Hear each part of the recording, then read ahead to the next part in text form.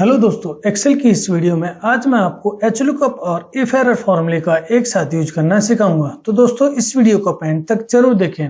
दोस्तों आप देखोगे मैंने यहाँ पर एक टेबल ली हुई है। अब इस टेबल में से मुझे इन सभी एम्प्लॉयज की क्वार्टर वन की सेल निकालनी है और साथ साथ अगर इस टेबल में किसी भी एम्प्लॉय का नेम नहीं हो तो यहाँ पर नॉट फाउंड आ जाए। तो इसको हम कैसे करेंगे आइए चलो मैं आपको बताता हूँ। इसके लिए यहाँ पर मैं इक्वल टू लिखूंगा, देन उसके बाद में एचलुकअप, देन उसके बाद ब्रैकेट स्टार्ट, लुकअप वैल्यू में यहाँ पर मैं इस सेल को सिलेक्ट करूंगा, देन कॉमा, उसके बाद टेबल एरे। अब टेबल एरे में पूरी टेबल को मैं यहाँ पर सिलेक्ट कर लूंगा। टेबल को सिलेक्ट करने के बाद मैं यहाँ पर F4 से लॉक कर दूंगा, क्योंकि जब भी मैं इस वैल्यू को नीचे ड्रैग करूंगा तो यहाँ पर हमारी जो रेफरेंस है वो चेंज हो जाएगा। तो इसलिए यहाँ पर मैं क्या करूंगा, F4 से लॉक करके इसको फिक्स कर दूंगा, जिससे कि जब भी मैं यहाँ पर ड्रैग करूं तो ये हमारा मूव ना हो। उसके बाद यहाँ पर कॉमा लिखेंगे, देन उसके बाद में रो इंडेक्स नंबर। अब हमें यहाँ पर क्वार्टर वन की सेल देखनी है, तो इसके लिए यहाँ पर मैं क्या करूंगा, 2 लिख दूंगा, क्योंकि यहाँ पर जो क्वार्टर वन है वो सेकंड रो में है।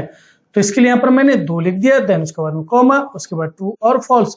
अब दोस्तों अब हमें यहाँ पर एग्जैक्ट मैच चाहिए, तो इसके लिए यहाँ पर मैं फॉल्स को सिलेक्ट करूंगा, देन ब्रैकेट क्लोज करूंगा और एंटर। और फॉर्मूले को नीचे मैं यहाँ पे ड्रैग करूंगा। तो दोस्तों आप देखेंगे यहाँ पर भावना की जो क्वार्टर वन की जो सेल आई है वो 3388 आई है। अब यहाँ पर मैं चेक करूंगा, भावना यहाँ पर ये है, क्वार्टर वन की जो सेल है 3388 है। तो इस तरह से यहाँ पर भावना की क्वार्टर वन की सेल 3388 आ जाएगी। यहाँ पर दीपक की, जब मैं दीपक की सेल यहाँ पर निकाल रहा हूँ तो यहाँ पर उसका NA एरर आ रहा है, क्योंकि आप यहाँ पर टेबल में देखेंगे कि यहाँ पर दीपक का नाम कहीं भी इस टेबल में नहीं है।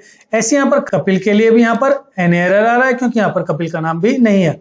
अब यहाँ पर युवराज की जो सेल आई है वो 2559 आई है। अब मैं यहाँ पर चेक करूंगा, युवराज की जो सेल है वो 2559 आ गया। तो दोस्तों अब जिन एम्प्लॉयज के नाम के आगे यहाँ पर NA एरर आ रहा है, हमें वहां पर अब नॉट फाउंड लिखना है। तो इसको हम कैसे लिखेंगे, इसके लिए यहाँ पर मैं भावना की जो सेल आई है उसमें जाकर मैं यहाँ पर F2 प्रेस करूंगा। उसके बाद में यहाँ पर एचलुकअप के आगे मैं यहाँ पर इफ एरर लिख दूंगा, देन उसके बाद में ब्रैकेट स्टार्ट। अब यहाँ पर दोस्तों देखेंगे वैल्यू में यहाँ पर मैंने एचलुकअप फॉर्मूला ले लिया है। और उसके बाद में यहाँ पर कॉमा। अब अगर यहाँ पर कोई भी हमारा एरर आता है तो वहां पर नॉट फाउंड आना चाहिए। तो इसके लिए यहाँ पर मैं क्या करूंगा, इन्वर्टेड कॉमा में यहाँ पर नॉट फाउंड लिख दूंगा। तो मैंने यहाँ पर इन्वर्टेड कॉमा में नॉट फाउंड लिख दिया, देन उसका ब्रैकेट क्लोज और एंटर। और फॉर्मूले को अब मैं यहाँ पर नीचे ड्रैग कर दूंगा। तो दोस्तों देखेंगे यहाँ पर भावना की जो सेल है वो एज इट इज सेल यहाँ पर आ गया है। अब यहाँ पर दीपक नेम इस टेबल में नहीं था तो यहाँ पर नॉट फाउंड आ जाएगा। ऐसे यहाँ पर कपिल नेम भी यहाँ पर इस टेबल में नहीं था तो यहाँ पर नॉट फाउंड आ जाएगा।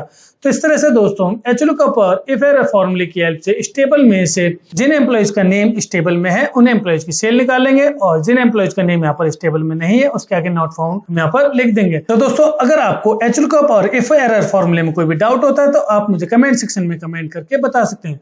दोस्तों अगर आपको ये वीडियो अच्छी लगी तो प्लीज इस वीडियो को लाइक करें, शेयर करें, इस चैनल को सब्सक्राइब करना ना भूलें। धन्यवाद।